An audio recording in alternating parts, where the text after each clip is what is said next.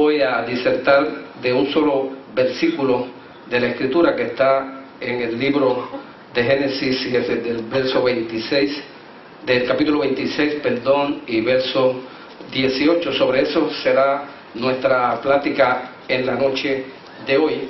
Pero quiero, amados, establecer alguna relación con lo que estuvimos escuchando aquí la pasada semana en el mensaje. Pastor rector nuestro, reverendo Moisés Román, estuvo predicando en los 3 servicios el pasado domingo, el servicio de las 8, el de las 11 y el de las 6:30, y el mensaje pues en esos 3 servicios fue prácticamente el mismo, pues porque estaba haciendo introducción de un tema que nosotros queremos desarrollar durante este año. Y él en su mensaje pues estaba haciendo introducción del lema de trabajo nuestro para este año. Este año, para que no lo perdamos de vista, estaremos, ¿verdad?, con vida en comunidad, creciendo juntos como matrimonio y como familia. Le vamos a dar duro a esta temática. La familia es algo que nos preocupa a nosotros y debe de preocuparle a cada hermano de cada congregación, pues porque hemos estado viendo precisamente el deterioro que está ocurriendo en nuestras familias y en nuestra sociedad en general. Un deterioro, ¿verdad?, algo que aterrador, y la iglesia tiene que tener la respuesta. Nosotros vimos una exposición muy hermosa por parte de nuestro pastor, pero escuchamos, y yo anoté algunas, y las voy a repetir brevemente, algunas estadísticas que son aterradoras, diría yo, porque refleja precisamente cuán serio es este asunto del problema, ¿verdad?, que tiene, la amenaza que hay sobre nuestras familias. Y entre las cosas que el pastor presentó, al presente en Puerto Rico hay un promedio de unos 15,000 divorcios al año. 15,000 divorcios al año es mucho cuando se comparan con los matrimonios al año. Pero en esas cifras también él nos presentó estableció también una relación entre los años 80 al presente, o al 2010, fue la nota que él tomó, que la cantidad de matrimonios contraídos en Puerto Rico se estaba también reduciendo, lo cual quiere decir que hubo una contracción de casi un 50%, que es lo significante, por lo menos de los numeritos que él trajo que para esa fecha del 80 habían por lo menos casi 34,000 personas yendo al matrimonio, pero al 2010 solamente ese número se redujo a 17,758, o sea, eso es prácticamente la mitad. O la gente se cansó de casarse o algo está pasando. Y claro, él lo que resaltaba es el hecho de que la gente como que le ha tomado miedo a esto del matrimonio, y entonces están recurriendo a una relación de pareja que no es la bíblica, que no está para nada en el orden bíblico. Y eso, con la intensidad que tenemos, pues obviamente pasa ya casi como de rutina. ¿Qué va a hacer la iglesia? Porque todos los males sociales que se derivan precisamente de eso, no hay responsabilidad. Nadie quiere asumir responsabilidad. Y él enfatizaba el hecho que el matrimonio debe ser el punto cúspide, ¿verdad?, que aspiraría toda mujer a que su novio, y no compañero, vamos a decirle novio mejor, debería de llevar a cada mujer, ¿verdad?, que pretenda tener o formar una familia con ella. Y yo creo que esto, ¿verdad?, pues nos debe a nosotros de traer preocupación, porque si estos números asustan, ¿no?, pues pudiéramos decir también que el número de personas que están, de niños abusados, que también yo creo que él nos dio esa cifra, también es algo bien aterrador, porque es casi de 20 y pico, casi 30,000 niños casi, que son abusados aquí en nuestro país, en nuestra isla, pero esto tiene que estar pasando, yo creo que a través, ¿verdad?, de muchos otros países. Por lo tanto, nosotros tenemos una seria amenaza. Yo creo que hay que reapuntalar entonces nuestras familias y hay que tomar las medidas que nosotros debamos de tomar. Lo peor sería lo que él nos presentó en ese mensaje. Si la iglesia dice las cosas están malas, están malas, están malas, y se arrincona y no va a hacer nada, pues entonces no está trayéndole la respuesta a una sociedad enferma que está esperando precisamente una respuesta de parte de la iglesia. ¿Qué va a hacer la iglesia? No puede ignorarlo, no puede ocultarlo. Yo le oí decir a él en ese mensaje que es como si el piso de la casa estuviese sucio y uno, por el hecho de que se va a volver a ensuciar otra vez, pues dejaba eso sucio o esconde la basura, como dijo el pastor Orlando, que lo oí decir, y la mete debajo de una alfombrita y se deja ahí que eso, pues si eso no es lo que nosotros podemos hacer, porque esa sería una actitud pesimista. Así que él, yo recuerdo, señaló en su mensaje, porque cerró con el mensaje del apóstol Pablo, esa fue la base que él utilizó para la crisis que le sobrevino a él en el viaje, ¿verdad?, cuando Pablo, siendo prisionero, fue llevado a Roma. ¿Ustedes recuerdan? Y Pablo tomó el control de aquella embarcación, que de hecho la embarcación se perdió, pero el mensaje que él recibió de parte del cielo, el apóstol Pablo le daba seguridad, le daba confianza, porque había mensaje de parte de Dios para aquella tripulación que les indicaba que ninguno de ellos iban a perderse.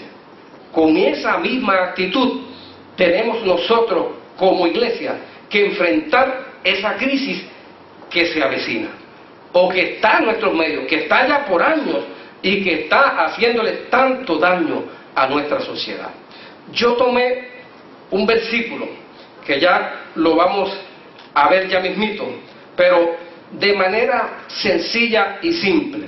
Este mensaje no tiene mucha teología porque esto es un consejo práctico para la iglesia y también para las personas que no son iglesia y que se preocupan por la situación, ¿verdad?, y por el deterioro social y moral y espiritual en que nuestra sociedad está cayendo. Yo tomé este mensaje bien sencillo porque a mí me interesa hablar en esta noche de lo que es preservar los valores que nos han sido dejados por nuestros antecesores. Esos valores que forjaron nuestros antecesores, pues la importancia de nosotros retomarlo, para nosotros poder ayudar a las nuevas generaciones que se están levantando, para que estos nuevos creyentes puedan redescubrir y proseguir edificando sobre esos fundamentos que nos enseñaron nuestros antecesores en épocas anteriores.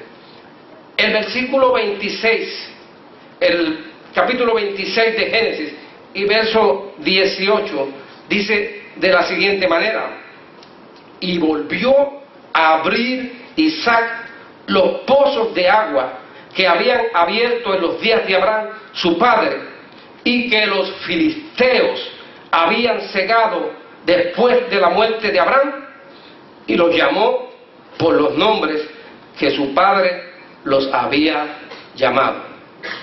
Los llamó exactamente por los nombres que su padre los había llamado. Cuando nosotros tomamos ese versículo del capítulo 26, obviamente está hablando de uno de los patriarcas, está hablando del hijo de Abraham llamado Isaac. Son los primeros hombres, ¿verdad?, de los cuales Dios llamó para hacer saber y conocer su nombre sobre la faz de la tierra, porque llamó a Abraham y le dio, ¿verdad?, y le dio a Abraham el grande reto de que saliera de su tierra y de su parentela, y Abraham le creyó a Dios y salió y caminó por esa tierra. No vio quizás la promesa cumplirse, pero la promesa estaba de parte de Dios, indicándole que sería de bendición a todas las naciones y que su descendencia sería tan numerosa, ¿verdad?, como los granos de arena, de donde saldría un grande pueblo y ese pueblo daría a conocer el nombre de Dios. Esa es la importancia del pueblo judío. La gente a veces no entiende esto, pero hay que entender eso, porque Dios escogió ese pueblo y lo escogió con ese propósito. Lo escogió para que el nombre de Dios fuese conocido a través de todas las naciones del mundo. Tal vez el pueblo de Israel, que después se fundó, no comprendió exactamente eso y lo limitó y se lo quedó consigo mismo, pero ese pueblo estaba puesto para hacer bendición a todas las naciones del mundo. Y gracias a Dios, ¿verdad? Porque de la simiente de la mujer y de ese pacto hecho con Abraham al principio, de ahí vino la bendición. Tal vez los judíos no pudieron, pero los judíos nos dieron a Jesucristo como Salvador de toda la humanidad. O sea que Jesucristo es la simiente que había de venir, que habría de aplastarle la cabeza al diablo. No hay razón para que el diablo esté señoreándose sobre ninguna nación ni sobre ninguna familia de esta tierra. Al contrario, porque la victoria de Jesucristo ya es una realidad, ya es algo concreto, ya es algo que está realizado. El hombre lo que tiene que hacer es, por un acto de fe, aceptar y creer en el mensaje de salvación que Dios nos presenta a través de Jesucristo, y las cosas serían muy, muy diferentes. Lo que pasa es que hay muchas personas que le dan la espalda a este llamado, pero para aquellos que han creído, como tú y como yo, nosotros al día de hoy somos más que victoriosos, porque somos victoriosos en Cristo, quien es nuestro Salvador, quien es nuestro Redentor, que nos dio la salvación, que nos ha dado un regalo que nosotros ni merecíamos, pero nos lo regaló porque nosotros creímos. Y el reto para la iglesia y el reto para los hombres, ustedes quieren ver cambios en la sociedad contemporánea, en nuestra familia, hay que empezar por decirle que sí al evangelio transformador de Jesucristo en la vida de la familia. Si nosotros abrimos nuestro corazón, si nosotros ejercemos esa fe, yo le aseguro a usted que esto que nosotros estamos viendo necesariamente tiene que cambiar, va a cambiar. En este capítulo 26 nosotros encontramos a Isaac, para contextualizar un poco, que había salido de la tierra, porque en la tierra en que estaba había hambre. Pero eso no era la primera vez que en la tierra donde Dios había puesto a sus patriarcas había hambre. Como 100 años antes, al padre de Isaac, Abraham, también habiendo llegado a la tierra donde Dios le puso, hubo hambre.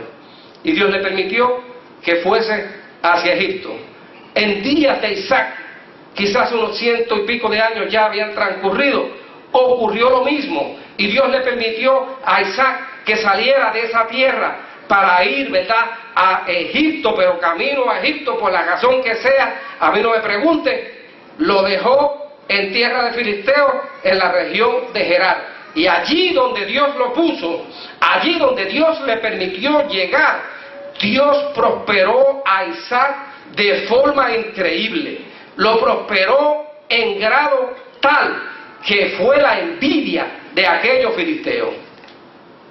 100 años para atrás, o unos pocos más, esos mismos filisteos habían tenido también envidia del padre de Isaac, que se llamaba Abraham. Y cuando Dios lo colocó en aquellas mismas tierras, Dios también bendijo en grande manera a Abraham.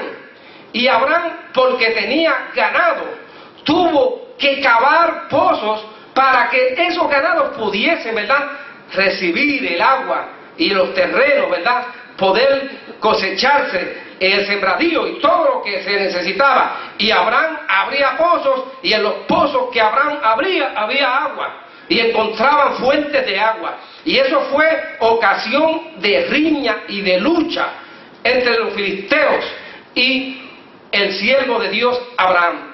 Pero esos pozos que ahora nosotros encontramos aquí en este verso que yo leí, el verso 18, increíblemente son los mismos pozos que abrió Abraham 100 años para atrás, y ahora su hijo, transitando por el mismo sitio y por el mismo lugar y por ese mismo valle, ahora tiene que cavar los mismos pozos, y se dio a la tarea de cavar esos pozos.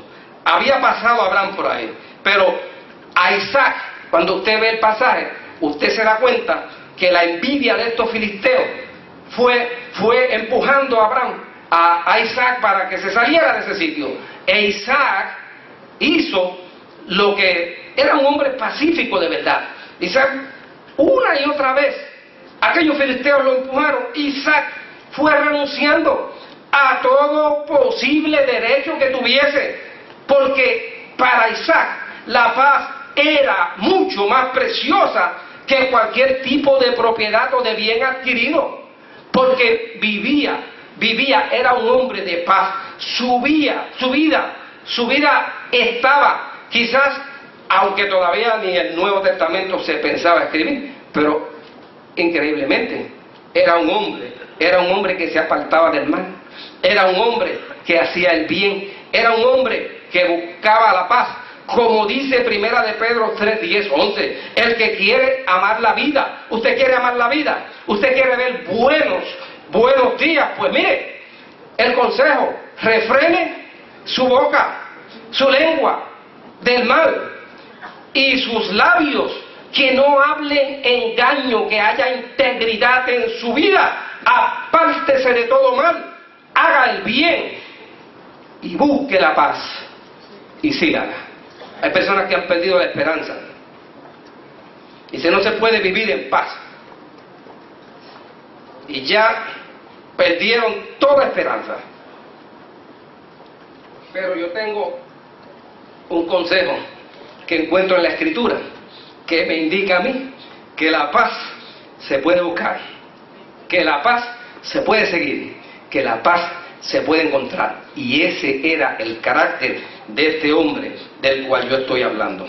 La vida de Isaac está eclipsada entre la vida tan extraordinaria del padre de la fe, que era su papá, Abraham, porque de Abraham la Biblia está llena de extraordinarios relatos, de las cosas extraordinarias que hizo.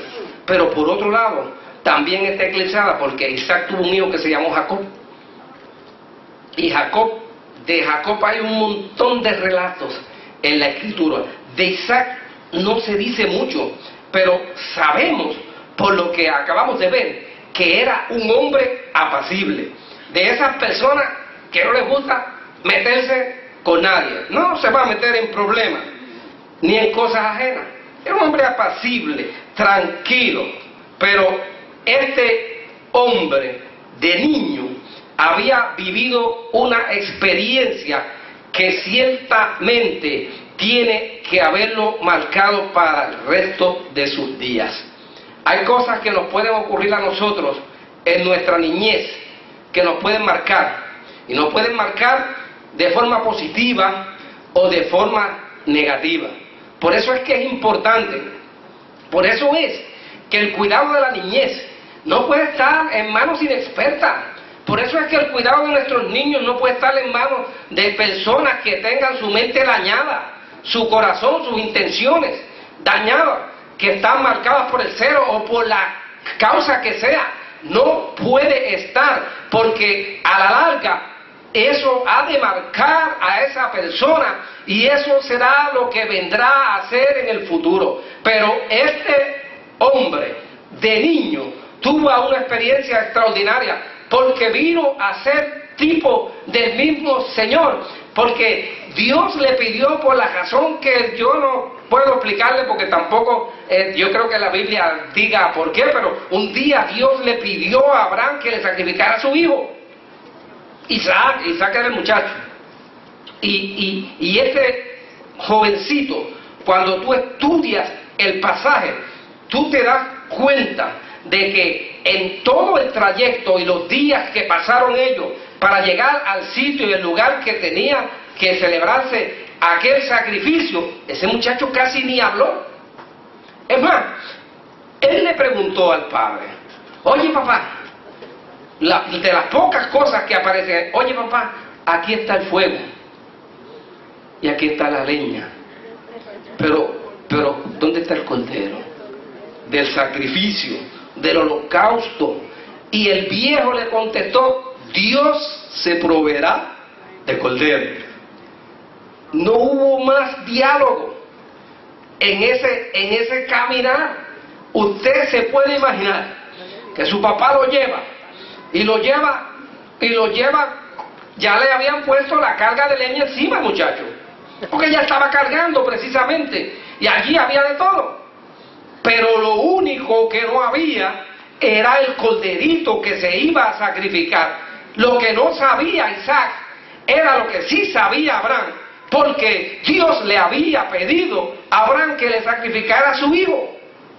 Obviamente, esto es tipología, ¿no?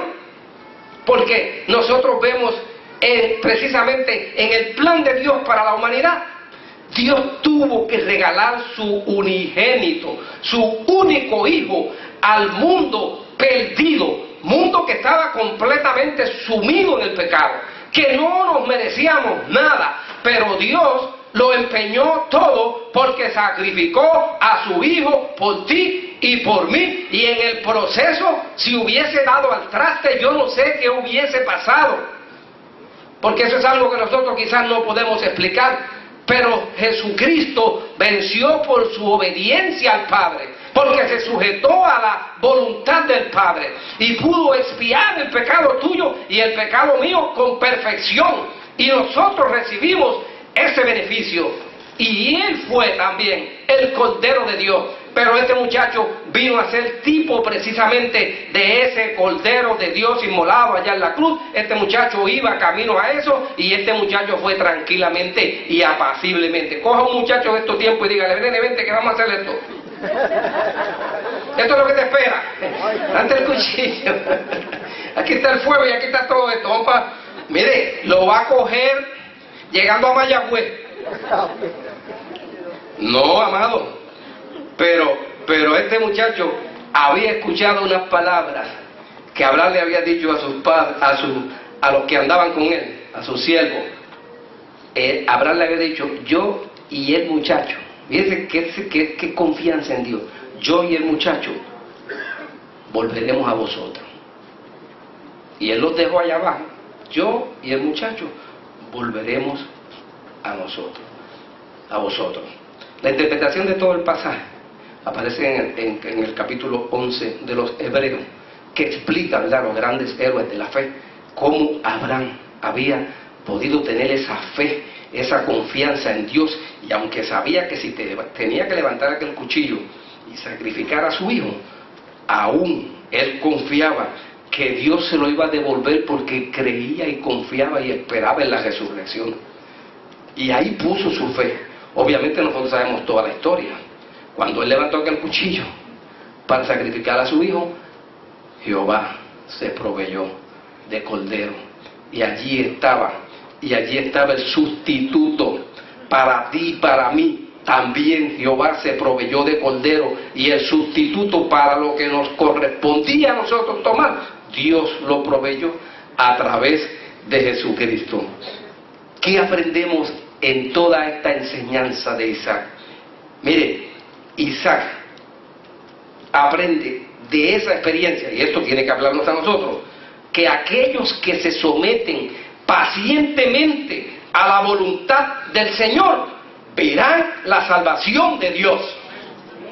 Si nos sometemos pacientemente, lo que pasa es que nosotros nos enredamos en las patas de los caballos, como dice Geraldo de Ávila, con mucha facilidad, y nos desesperamos porque quisiéramos ver los cambios venir. Oiga, hermano, aprenda a ser paciente, desarrolle paciencia, desarróllala pacientemente, espere en Jehová, aprenda eso. El creyente tiene que ser disciplinado, tiene que desarrollar paciencia, es uno de los frutos del Espíritu, usted tiene que tenerla. Pues este muchacho pacientemente esperó y vio la salvación. Tiene necesariamente que haber formado, ¿verdad?, características, valores en él, que le transmitía su padre Abraham. Siendo ya un hombre, Isaac, de 40 años era, cuando Abraham decidió buscarle una compañera para que se casara. Si aquí hay gente de 40 años, todavía tiene tiempo. Jóvenes de 40 me refiero. Hay gente que tiene más y todavía está esperando, y yo lo sé. No hay problema. No hay problema con eso. Pero para los de 40 jóvenes, no. Mire, cuando le llegó el momento de escoger de compañera, Abraham mandó a su siervo a que se fuese a la tribu de donde ellos habían venido. Porque en estas tribus pastoriles eso se practicaba. La persona tenía que casarse con uno que venía de su tribu también.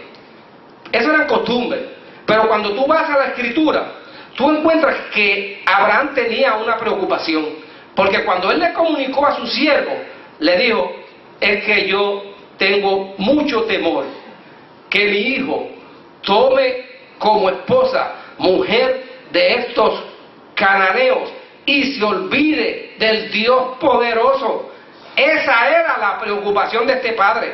Esa debe ser también la preocupación tuya y mía a la hora de nosotros buscar compañeros o compañeros para nuestros hijos, u opinar si nos lo permiten, y ojalá que nos lo permitan, y usted ocúpese de buscar la manera de que usted pueda también participar en esa decisión.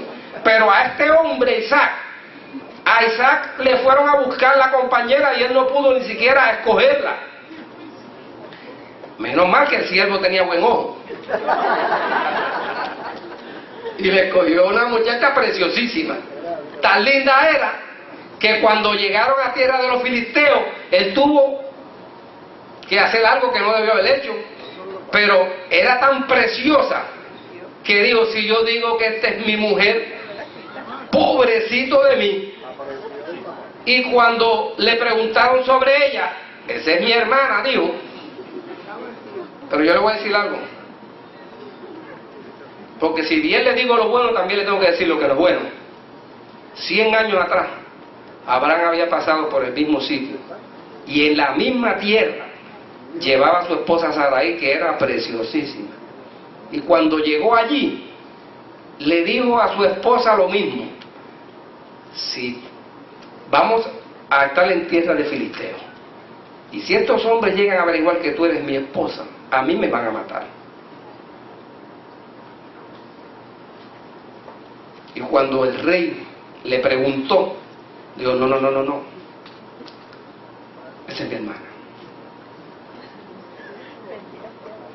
Yo estoy resaltando características muy buenas de Isaac, pero tengo que resaltar también, o tengo que señalar también con honestidad, porque está en la Escritura, que nuestros hijos van a aprender patrones nuestros.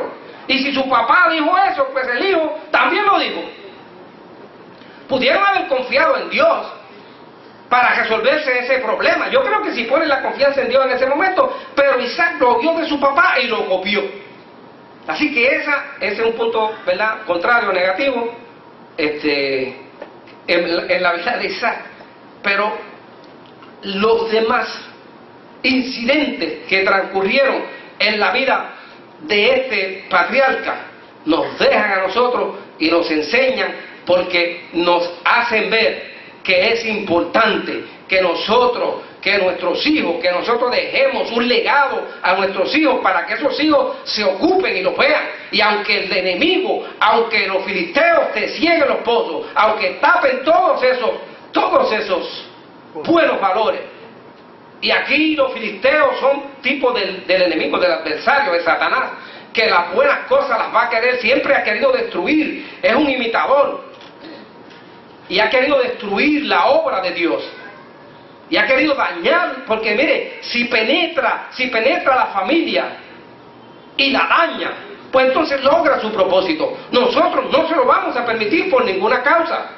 Nosotros no nos vamos a rendir por ninguna causa. La iglesia tiene que levantarse. Y si nosotros, las cosas que nos funcionaron bien a nuestros padres, si nuestros padres nos dejaron un legado, es menester que nosotros vayamos a esos pozos que el enemigo tal vez nos está tapando, para abrirlos y sacar todas las cosas buenas que necesitamos sacar para nosotros tener familias que sean victoriosas y fuertes en el Señor, que no estén amenazadas por el adversario para nada. Sea Dios el que dirija nuestras vidas y cómo nosotros podemos colocar su voluntad primero que la nuestra. Cuando nosotros metemos la nuestra, entonces es que los dañamos. Los tiempos que vivimos no son tiempos fáciles, son peligrosos para la familia. Los fracasos matrimoniales que señalamos al principio, que han habido, el que la gente le haya huido despavorido a lo que es formar familias en el orden que Dios estableció. Tenemos que reconocer que sí, los tiempos están bien difíciles, pero aunque las familias rotas sean la regla, lamentablemente, y no la excepción, nosotros tenemos mucho por hacer. Y yo creo que es menester que nosotros busquemos aquellos refuerzos que se necesitan para apuntalar nuestra familia y nosotros poderle hacer, ¿verdad?, dar la buena batalla ante toda amenaza que levante Satanás. ¿Quién en nuestra sociedad no ha tenido o no ha sido o no está afectado de alguna manera por el divorcio? Que hablamos que hay unas cantidades de divorcios exorbitantes.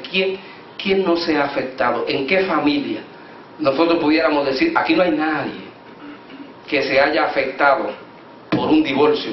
Cuando yo he visto tantos niños tan dolidos, tan heridos, porque nunca pudieron comprender por qué papá y mamá en su egoísmo no pudieron ni siquiera trabajar con el problema. Y lo más rápido que se le vino a la mente fue, pues si no funciona, y esto es lo que yo quiero, y si no se da, pues por aquí que vamos, y se acabó todo esto, sin tomar en consideración. Hoy día nosotros tenemos problemas grandes en la sociedad, pero es responsabilidad de los adultos, no es de los niños. Hoy los niños están padeciendo, los jóvenes hay rebeldía, pues vaya a buscar de dónde es que proviene, de dónde origina toda esta rebeldía en esta juventud, que hoy día nosotros no podemos casi comprender lo que ellos están haciendo. Cuando nosotros vemos cientos y cientos de muchachos, mire, en esas discotecas aquí en la zona metropolitana, yo imagino que en muchos pueblos de esta isla, está lleno de muchachitos jovencitos, son tan tiernos,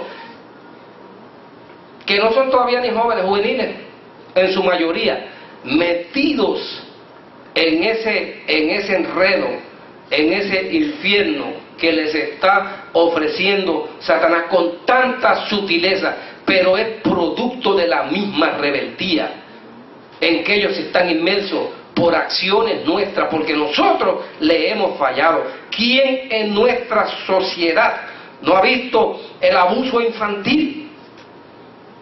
Usted tiene que haberlo visto porque usted lo ve todos los días en la prensa y en los medios noticiosos, que nosotros no podemos comprender cómo una persona puede coger una criaturita y estrellarla contra una pared y arrancarle la vida.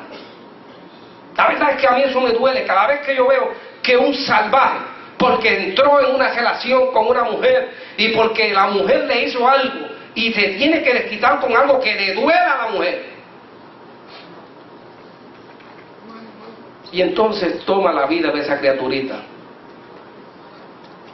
y dispone de ella, y de forma grotesca, abusiva, a golpes que ni los hombres pueden soportar, y se los dan a una criaturita, a veces de meses, o las abusan sexualmente. Oiga, es algo que es aterrador lo que estamos viviendo, pero nosotros tenemos mucha responsabilidad. Por eso es que yo en esta noche quiero hacer estos señalamientos. No es para que nos asustemos y digamos, wow, las cosas como están, pero hay mucho que nosotros podemos hacer, y yo creo que es simple. Hay muchas cosas que son sencillas y simples, lo que hay es que tener voluntad para volver a ellas. Si nos cegaron los pozos, hay que tener voluntad para abrirlos nuevamente. Se necesita esa voluntad. La delincuencia juvenil, maltrato, incesto, el aborto, pedofilia y cuantas cosas más. La lista puede ser larguísima. de las cosas que nosotros estamos viendo y que nos aterran.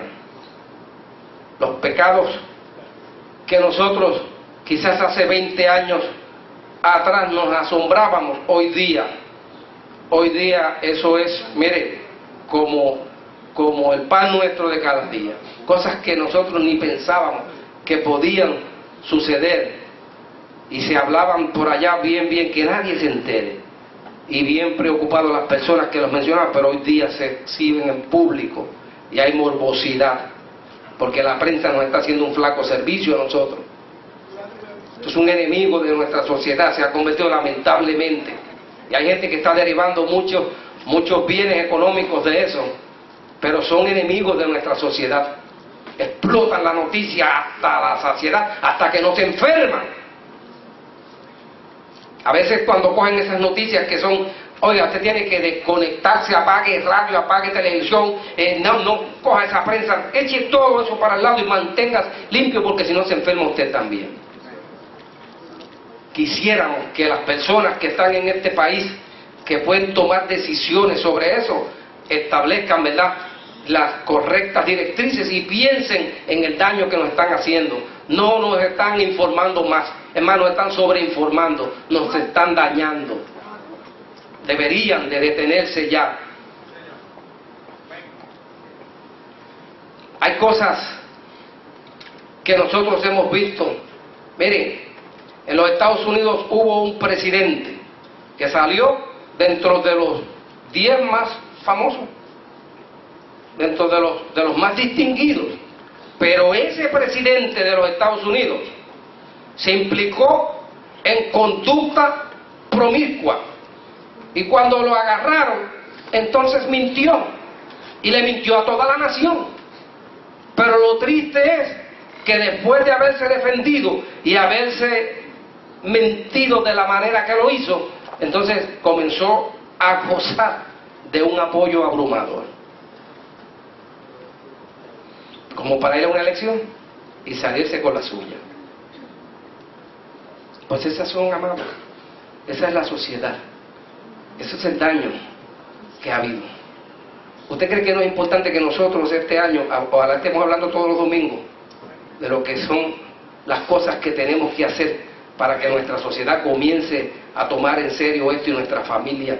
Nosotros mire, aquí hay algunos de las personas que han compartido la clase de maestro, y yo he estado allí. Y yo tantas veces que he tratado de poner énfasis en lo siguiente: la iglesia tiene que ser distinta, diferente. Las familias de la iglesia también. El mundo anda en una competencia que es hasta cruel, porque cada día nosotros queremos lo mejor y lo mejor y lo mejor y lo mejor. Oiga, cuando nosotros nos levantamos de forma bien simple. Yo me levanté en un campo, pero yo me eduqué en una escuela pública de Puerto Rico y yo pude ir a la universidad.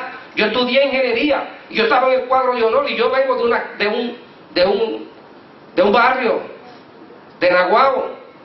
Ese es mi origen, y así yo me levanté en una escuela de barrio. Entonces, ¿por qué sabe que hay personas que quieren colocar a sus hijos en las mejores universidades de los Estados Unidos, que a veces se gastan hasta $90,000 en un año o en un semestre para que se gradúen de qué sé yo ni de qué, y después cuando vienen de verdad al ejercicio de las profesiones, miren, no hay ninguna diferencia entre uno que se graduó en la Universidad de Puerto Rico y uno que se graduó de Harvard por allá? Es más, esos de Harvard están haciendo cosas aquí en Puerto Rico que yo no quiero ni hablar de ellas, porque por alguna razón llegan a ser políticos.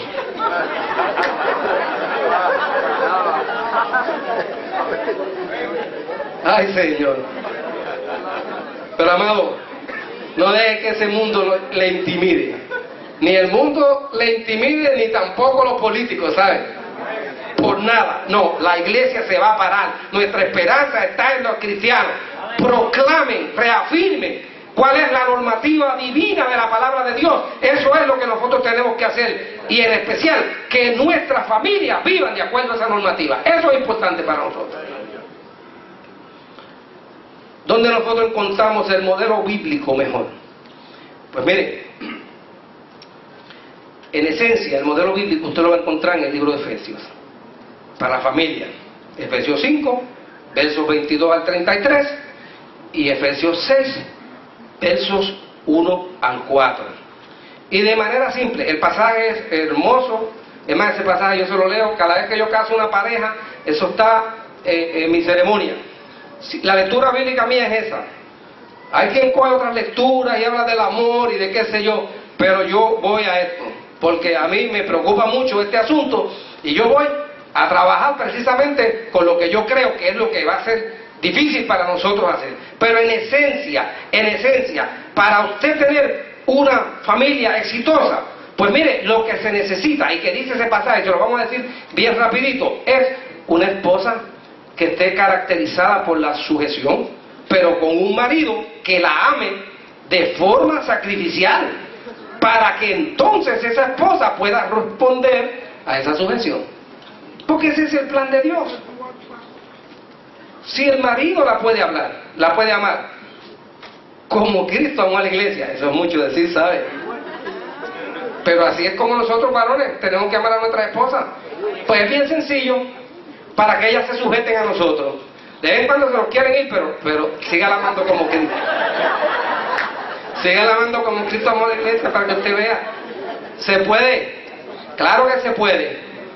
Digo, no es que sea fácil. Pero se puede. ¿O no se puede? Yo voy ya casi para 42 años en esa batalla y estoy ahí, tranquilito todavía. Mi esposa se sujeta a mí, yo la amo. Bien sacrificadamente, ¿verdad, negra? Lo contrario. Hemos tenido nuestras broncas, pero han sido pequeñas y se han resuelto todas. Aleluya. Bien, pues fíjense, este verso que nosotros hemos señalado, ¿verdad? Verso 18. Pues nosotros encontramos a Isaac, que no solamente abre de nuevo los pozos que cavó su padre Abraham, sino que tuvo el detalle de nombrarlos. Y habían pasado ya más de 100 años, pero les llamó exactamente como su papá los llamó, con los mismos nombres, Por lo tanto, más que innovador, Isaac era un preservador de los valores familiares, porque eso fue de importancia para él. Como papá los llamó, así también los llamo yo, aunque haya pasado una centuria, pasaron 100 años, no importa, se llamarán de la misma manera. Oiga, ahora se me viene un pensamiento volado a la cabeza, pero los nombres que ponen los muchachos por ahí no se parecen a los nombres que ponía papá y mamá. Son bien diferentes, ¿sabes? En cuanto a nombres, ¿verdad? De chicos y de chicas, según van naciendo. Pero encontramos el llamado a cavar, a sondear profundidades de pozos que nuestros padres cavaron, pero que el enemigo de la verdad ha venido cegándolo y obstruyéndolo de forma tal, ¿verdad?, que ha querido destruir intencionalmente lo que es la sagrada institución de la familia. Y nosotros no se lo vamos a permitir. Hay algunos pozos de estos que tenemos que reabrir. Yo voy a mencionar algunos de ellos, pero mire, el primero es el pozo de los valores espirituales, porque en todo hogar cristiano debe reinar un ambiente de comunión, de reverencia a Dios. En nuestros hogares cristianos, hermanos, tiene que haber reverencia a Dios, a lo que es sagrado, valores espirituales, de respeto por los símbolos cristianos, porque muchos de los objetos que nosotros consagramos a Dios se les da un uso inadecuado, y entonces es como si tuviéramos una fuente que trata de echar 2 clases de agua a la misma vez, y no puede ser. O sea, lo que es sagrado es sagrado. Lo que nosotros hemos separado para el servicio de Dios debe mantenerse así. Yo no puedo coger esos instrumentos que yo he consagrado para la adoración al Señor y ponerlos a la disposición de las discotecas, llevándolos para otros, por coger un ejemplo, ¿no? Esas son cosas que han sido consagradas y separadas. Nuestros hogares también han sido separados y consagrados. Nuestros automóviles, nuestros vehículos son que nos transportan, que nos llevan. Son cosas que nosotros, porque cuando nosotros lo adquirimos, ¿verdad que damos gracias a Dios? Usted sabe las personas que han llamado aquí a la iglesia para que le digan a uno, vente para que me una ese carro, que acabo de comprar un carro nuevo. O yo compré un hogar, tengo una casa preciosa y la quiero dedicar. Y nos dicen, tráete aceite de unción porque quiero que me dedique cada pared, cada rincón, cada puerta, cada ventana. Pues úsela como tal después, porque usted está diciendo con eso que la está consagrando al servicio de Dios. Y está bueno que la consagre al servicio de Dios. Dios te la dio. Aleluya, ¿verdad? Pues con agradecimiento no hay problema. Pero hay que tener esos valores espirituales. Nosotros tenemos que separar lo que es de Dios para Dios y lo que es de César para César. Está bien con eso, nosotros no vamos a reñir con eso, pero las cosas que son dedicadas a Dios deben respetarse. Enséñele eso a sus hijos. Enséñele a sus hijos que es importante el temor a Dios, porque el temor es el principio de la sabiduría, Proverbios 9:10. Porque el temor prolongará sus días en la tierra y los años de los impíos, dice Proverbios 10:27, van a ser acortados. Dígale eso a su hijo. Mejor es lo poco, dice Proverbios 15:16, mejor es lo poco con el temor de Jehová que el gran tesoro donde hay turbación. Pues el temor a Jehová es más provechoso que las riquezas. Por lo tanto, no te metas tanta presión en tu vida tratando de levantar riquezas y de cosas que verdaderamente no te van a servir para nada porque se van a quedar aquí en este mundo. Nosotros, amados, tenemos ciudadanía de arriba. Somos diferentes, hay que entender que somos distintos. Somos diferentes. La nuestra es de arriba. No nos interesa para nada de acá porque ya yo adquirí mi ciudadanía. Yo sé para dónde yo voy. Gloria a Dios. Y a dónde estoy, gloria al Señor. Enséñele a sus hijos que es importante amar a Dios y a experimentar verdadero encuentro con el Señor. Que tengan su experiencia personal. Ya no se habla mucho de eso. Yo no vengo a testificar a nadie. Bueno, yo tuve mi experiencia personal fue de esta manera. Oiga, porque yo le digo, yo nací en un hogar cristiano. En mi casa todos nosotros, la familia, ¿verdad? Mis padres son casi fundadores de la iglesia. Bueno, en ese entonces no había iglesia pentecostal por esa zona. Después fue que vino a surgir la iglesia pentecostal, pero mi viejo tiene va a cumplir 97 años entre un mes. Y mi mamá 93, fueron jovencitos cuando empezaron la obra. Con un pastor, que no era pastor. Se hizo pastor porque el que levantó el campo un día no vino y no había predicador. Y él dijo, pues si no hay predicador, yo predico. Reverendo Juan Rosario, allá en Peñapobre, de Nahuatl. Y así se hizo él pastor, ¿sabe? Ese fue su primer mensaje. Y desde ese día en adelante se desarrolló un ministerio y desarrolló un montón de iglesias. Tiene un hijo que actualmente tiene iglesia en un montón de países del mundo. Y con una iglesia muy numerosa allá en Chicago. Lo cual quiere decir, ¿verdad?, que y empezó su ministerio porque un día el caballito que llevaba al pastor, a don Antonio Nieves, a predicar en ese sector, porque era un barrio, no pudo pasar por la razón que fuera, y el grupito estaba allí, y él dijo, pues yo predico. Y se había convertido hacía bien poquito. Pero ¿cómo? No me pregunte. El Señor sabe todas las cosas, y el Señor hizo, ¿verdad? Y pues esa es la voluntad que nosotros tenemos que tener, la disposición. Dios le interesa que usted tenga esa experiencia personal. Mire, cuando yo dije que me levanté en un hogar cristiano, pero yo vine a tener ¿usted sabe cuándo yo vine a tener una experiencia verdaderamente bien estrecha con mi Señor? Cuando yo encontré mucha dificultad para mí como joven, porque entré a la universidad y empecé a ver cosas, wow, que yo no había salido de mi casa, yo estaba de la casa a la iglesia, de la casa a la iglesia, y entonces me veo por allá lejísimo de mi casa, en Mayagüez, estudiando, y con una filosofía, en aquellos maestros presentando unas ideas que yo dije, wow, aquí lo mejor es buscar refugio. Y entonces comencé a buscar para la iglesia como nunca antes había buscado. Y nosotros, verdaderamente, pues a mi vida vino una transformación y un cambio que hasta el día de hoy, pues me metí, y de qué manera, en la iglesia. Nosotros levantamos allá en el campus un grupo, porque llegamos para ese tiempo un montón de pentecostales allí, y allí no había nada en el campus para los pentecostales. Pues nosotros decidimos que debía hacerse algo. En Río Piedra existía la confra, pero en Mayagüez no había nada.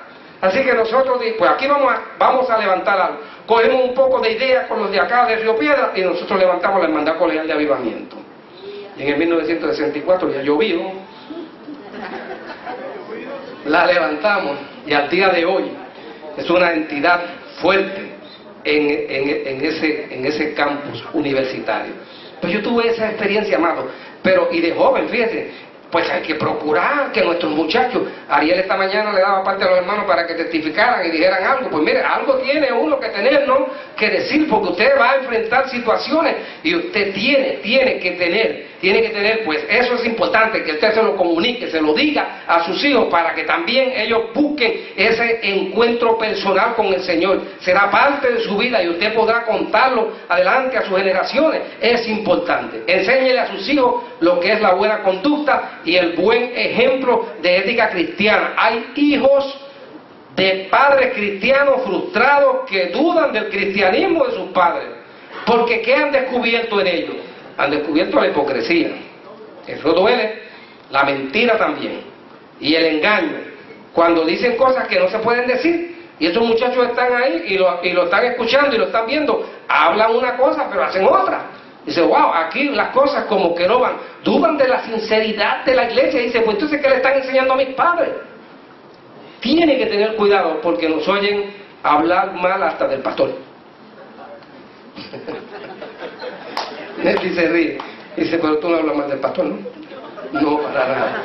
Ella es esposa del pastor, su esposa es pastor, así que ella sabe de eso. Porque nos oyen hablar mal del pastor, nos oyen hablar mal de los líderes, hablamos mal de los presidentes, hablamos mal de los que nos están dirigiendo, y esa conversación es la que llevamos a la casa. Mira fulano lo que hizo, mira para allá, y esto y lo otro, y los muchachos ahí recogiendo, pues perdieron también, ya no le ven la seriedad a la iglesia. Oiga, hay que también levantar y abrir el pozo del respeto humano. Eso se ha perdido.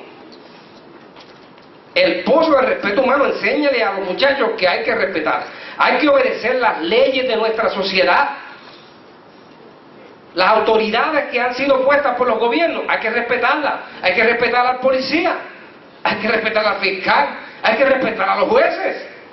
Son autoridades reconocidas por Dios. Dios mismo en Romanos 13, 1 al 6 dice, pero es que las establece, y nosotros tenemos las que nos merecemos.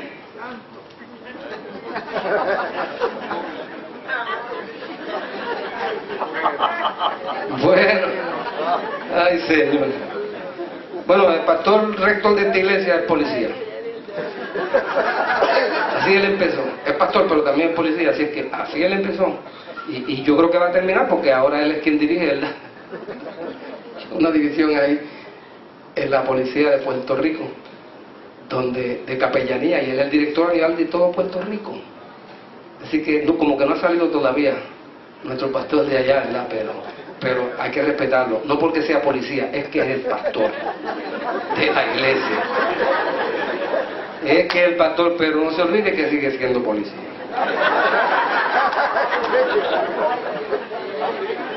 Mire, si usted le puede transmitir eso a sus muchachos, entonces usted nunca tendrá que preocuparse porque tenga algún día que enfrentar esas autoridades.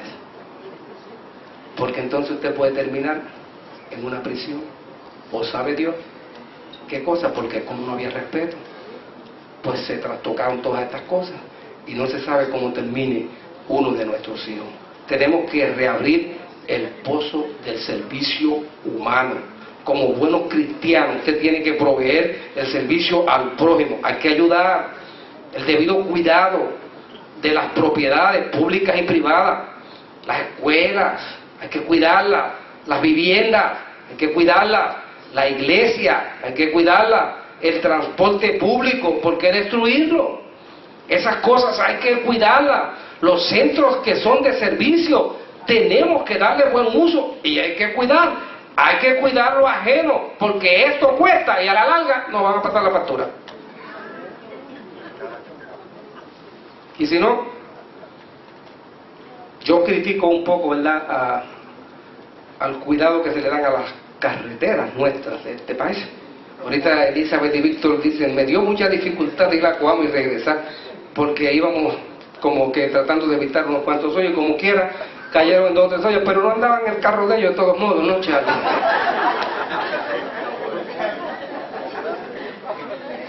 Andaba en el carro que Charlie le prestó. Señor amado. Pero si no se cuida, miren, yo comentaba eso con mi esposa, y decía, si la gente supiese, usted tiene que saber, usted sabe lo que cuesta hacer un expreso, o una ruta de esa. Usted sabe lo caro que es la servidumbre de paso nada más, el comprar tierra para uno poder pasar, y toda la permisología y todo lo que hay que hacer, plano y todo eso. Eso vale un montón de dinero. Y después construir todo eso, movimiento de tierra, todo eso que sea. Usted lo ha visto, los años que tarda hacer un proyecto. Oiga, y te lo dejan precioso, con líneas marcaditos y un rodaje preciosísimo, pero después nadie le da mantenimiento. Pero darle mantenimiento no cuesta mucho. Pero si eso se destruye, eso sí que va a costar mucho. Hazte una ruta paralela a esa para que tú veas la millonada que cuesta. No sé cómo es que no se le puede dar buen mantenimiento para que Elizabeth y Víctor puedan ir más rápido y lleguen más temprano al culto. Pero son cosas, amados, que hay que cuidar. Hay que servir a nuestra comunidad y nuestra consigna, ¿verdad?, debe ser esa, el servicio al cliente. Hay que rendirle el mejor trabajo por el mejor precio. Eso está todo invertido. Eso está invertido porque se hace de la otra forma. Está a la vuelta de la esquina la tentación de robar y de uno poder beneficiarse, estafar, engañar. Esa es la modalidad del día. Nosotros lo enfrentamos todo el tiempo en nuestras grandes ciudades. Le roba a uno a veces hasta el dentista. Usted dice, te puse una aleación ahí o de qué sé yo qué cosa, y sabe Dios si era una amalgama de esa de la más simple, perdónenme, ¿verdad? Pero hasta aquí le roba el dentista al paciente y le roba el abogado al cliente también. Porque te dice esto y te dice, no hizo nada. ¿Cuántos años? ¿Qué va? No hizo nada, pues hay un poquito también. El mecánico cuando le repara el auto a uno. Un hermano me dijo, me pidieron por ese trabajo $2,000, pero me dijeron, dame 1,000 para comprar las piezas. Le pareció que estaba como medio exagerado. Pues se fue y buscó y trató por allá. Oiga, con $300 resolvió el problema. Dígame si puede. Pero todos hemos sido víctimas de eso. Así que los mecánicos, benditos, los cristianos no hacen eso. Pero mire, el contratista también se las trae.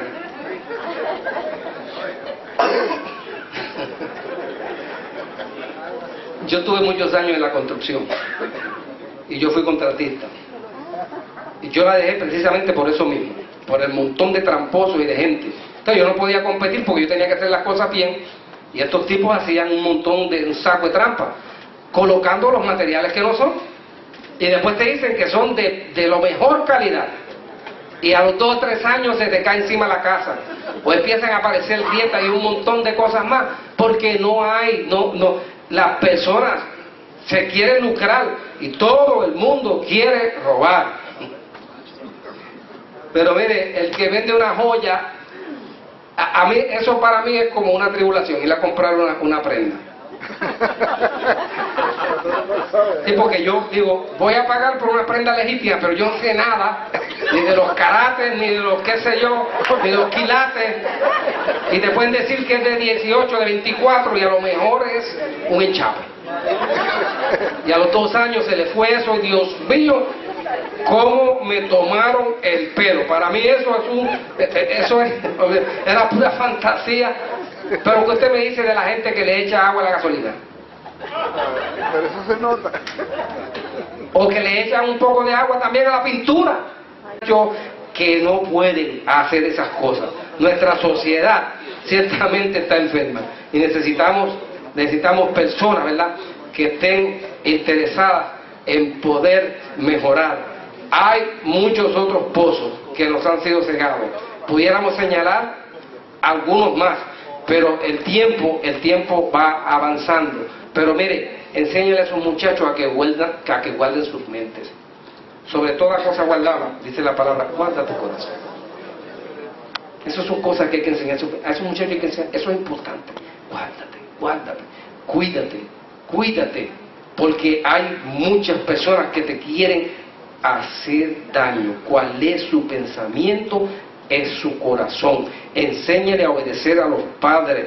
Oye, hijo mío, la instrucción de tu padre y no desprecies la dirección que te da tu madre. Enséñale a escoger los compañeros con los que se van a relacionar. ¿Por qué? Porque la Escritura dice, no os erréis. Las malas conversaciones corrompen las buenas costumbres. Y Proverbios 1:10 dice, hijo mío, si los pecadores te quisieran engañar, no consientas. Enséñalos a ser diligentes en sus trabajos. Enséñalos a administrar bien también su dinerito, que puedan, ¿verdad?, administrar ese dinero. Cuando nosotros hablamos de estas cosas, de lo que es el legado a nuestros hijos, nunca olvide que el Evangelio se vive en el hogar muchas veces, y es mucho más importante el que vivimos en el hogar que el que vivimos en la iglesia. Queremos sanear nuestras familias, queremos enseñarles valores. Satanás ha cegado muchos de esos pozos importantes. Hay que reabrirlos, hay que ayudarles. Nosotros vamos a tener muchísimos mejores familias.